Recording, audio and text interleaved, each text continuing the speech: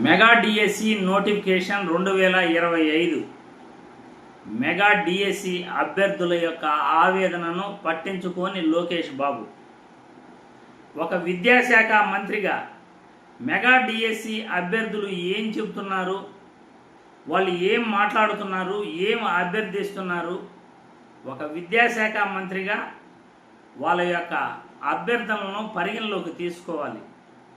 ఒక రాజకీయ పార్టీ అధ్యక్షుడు కుమారుడుగా ఉండి భవిష్యత్తులో ఎన్నో ఎలక్షన్స్కు వెళ్ళేవాడివి నువ్వు ప్రజల యొక్క అభిప్రాయాలను తెలుసుకోకపోతే భవిష్యత్ అనేది ఉంటుందా అని నేను లోకేష్ బాబు గారిని ఈ వీడియో ద్వారా ప్రశ్నిస్తున్నాను. ప్రజాస్వామ్యంలో ప్రజల యొక్క అభిప్రాయాలు అభ్యర్థనలు తెలుసుకున్నటువంటి ప్రభుత్వాలు కాలగర్భంలో కలిసిపోయాయి. ఎంతోమంది నాయకులు మేము గొప్పవాళ్ళమని చెప్పుకుంటున్న వాళ్ళు కాలగర్భంలో కలిసిపోయారు. ఎందుకంటే ప్రజా అభిప్రాయాన్ని గౌరవించి పరిపాలించేవాడే నాయకుడు అవుతాడు. ఎవరైతే ప్రజల అభిప్రాయాలను పరిగణలోకి తీసుకుని ప్రజా అవసరాలను గమనిస్తాడో, ప్రజా అవసరాలను తీరుస్తాడో అతనే గొప్ప నాయకుడు అవుతాడు. అటువంటి నాయకులలో ఇప్పటి వరకు నేను చూసింది ముగ్గురు నాయకుల్ని.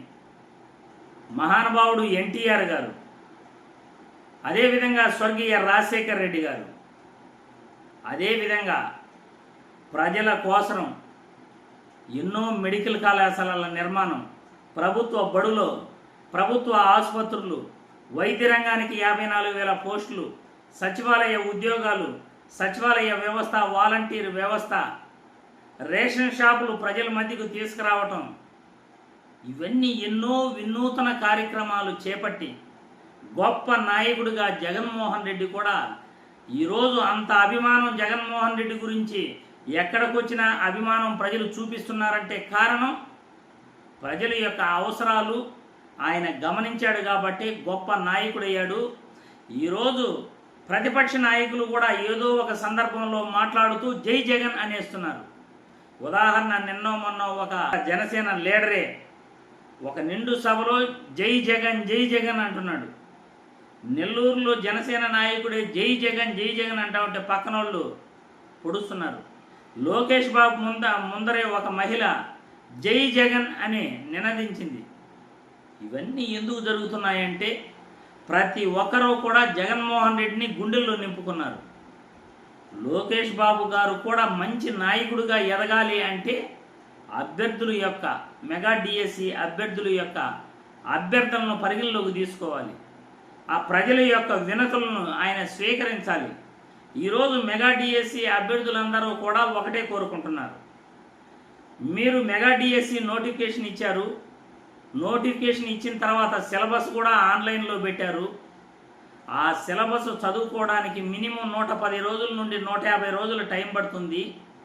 కానీ 45 రోజుల్లో డిఎస్సి ముగిస్తాము అని మీరు నోటిఫికేషన్లో ఇవ్వడం వల్ల అభ్యర్థులు అసలు ఎలా చదవగలరు, ఎస్జిటికి ప్రిపేర్ అవుతున్న డిఎస్సి అభ్యర్థులు ఏ విధంగా రాయగలరు, మాకు ఇచ్చిన సిలబస్ ఎంత, మీరు ఇచ్చిన టైం ఎంత, మా యొక్క అభ్యర్థనను పరిగణలోకి తీసుకుని మీరు ఆ మెగా డిఎస్సి నోటిఫికేషన్ను ఎక్స్టెన్షన్ చేస్తే బాగుంటుంది అని ట్విట్టర్ ద్వారా, వివిధ సామాజిక మాధ్యమాల ద్వారా డైరెక్ట్గా లోకేష్ బాబు గారి అకౌంట్కే రిప్లైలు ఇస్తున్నారు.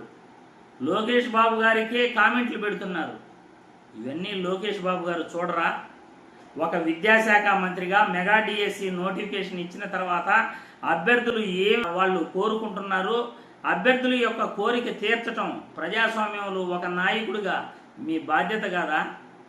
ఈరోజు మనం ప్రభుత్వంలో ఉన్నాం, రేపు అధికారం కావాలంటే ఇదే అభ్యర్థులు, ఇదే ప్రజలు వాళ్ళ అభ్యర్థనలను మీరు పరిగణించకపోతే, వాళ్ళ అభ్యర్థనలను మీరు తీర్చకపోతే వాళ్ళు ఎలా మిమ్మల్ని నాయకుడిగా గుర్తిస్తారు, ఎలా మిమ్మల్ని మీకు ఓటు వేసి మీకు అధికారం ఇస్తారు అని నేను ఈ వీడియో ద్వారా ప్రశ్నిస్తున్నాను. ఇప్పటికైనా మెగా డిఎస్సి అభ్యర్థులు ఏదైతే వాళ్ళ రిక్వెస్ట్లు వినతుల రూపంలో మీకు మొరబెట్టుకుంటున్నారో వాళ్ళ అభ్యర్థనను మీరు స్వీకరించండి, వాళ్ళకి సంజాయిషీ ఇవ్వండి. ఎందుకంటే ఈ నెల 30వ తేదీ హాల్ టికెట్లు డౌన్లోడ్ చేసుకోవచ్చు అని షెడ్యూల్ అయితే ఖరారు చేయటం జరిగింది. జూన్ 6వ తేదీ నుండి ఎగ్జామ్ షెడ్యూల్ కూడా రిలీజ్ చేశారు. ఇప్పటికే అభ్యర్థులు మీరిచ్చిన సిలబస్ వాళ్ళు టైం టేబుల్ సరిపోక మేము ఇబ్బంది పడుతున్నాము, చదవలేకపోతున్నాము, ఆ సిలబస్ అంతా చదువుకోవడానికి టైం పడుతుంది, మినిమం మాకు 90 రోజుల టైం అన్నా ఉండాలి కదా అని చాలామంది కూడా అడుగుతున్నారు. మెగా డిఎస్సి అభ్యర్థుల అభ్యర్థనను ఇప్పటికైనా ఆలకించండి, వాళ్ళ కోరిక తీర్చాలి అని ఈ వీడియో ద్వారా తెలియజేస్తున్నాను. ఒకవేళ మీరు మెగా డిఎస్సి అభ్యర్థుల యొక్క కోరికను పరిగణలోకి తీసుకోకపోతే భవిష్యత్తులో మిమ్మల్ని ఎవరో కూడా నాయకుడిగా వాళ్ళు గుర్తించరు. ఇప్పుడు చేసిన అన్యాయం వాళ్ళకి జీవితాంతం కూడా గుర్తుంటుంది. అది మీరు గుర్తుపెట్టుకోవాలి అని విద్యాశాఖ మంత్రివర్యులు లోకేష్ బాబు గారికి ఈ వీడియో ద్వారా నేను కూడా మెగా డిఎస్సి అభ్యర్థుల తరఫున విజ్ఞప్తి చేస్తున్నాను. జై హింద్.